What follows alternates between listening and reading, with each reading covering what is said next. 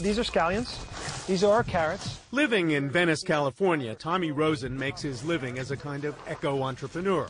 He can certainly afford to buy vegetables, but he likes growing his own in the backyard, too. We try to get as much into each square foot as possible. So you can notice that the spinach is bunched together. Different lettuces are bunched together with other lettuces.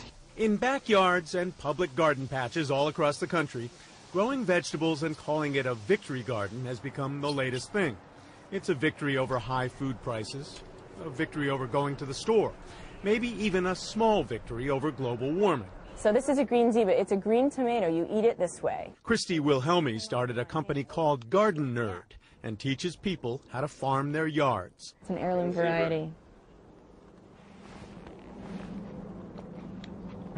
It's sort of a union of patriotism and environmentalism where they come together to support the country by growing dedicating a little bit of land in their own homes to growing their own food. She's got a green thumb and a green business. There are a few things that just about anyone can grow that will definitely succeed.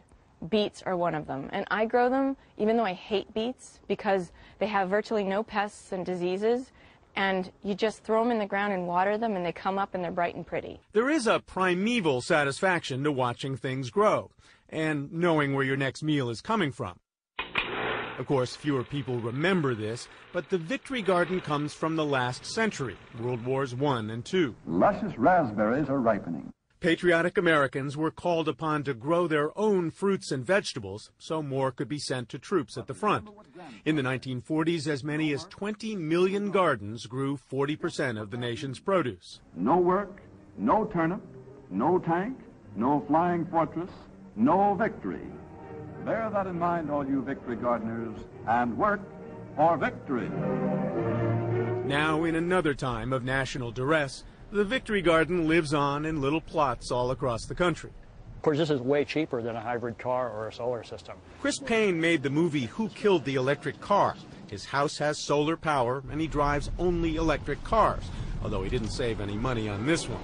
But growing vegetables goes with his whole deal. In what sense is it a victory garden? Well, it's a victory over sort of this non-sustainable lifestyle we've all been living for years and years. If you think it's all just a little trendiness, consider this.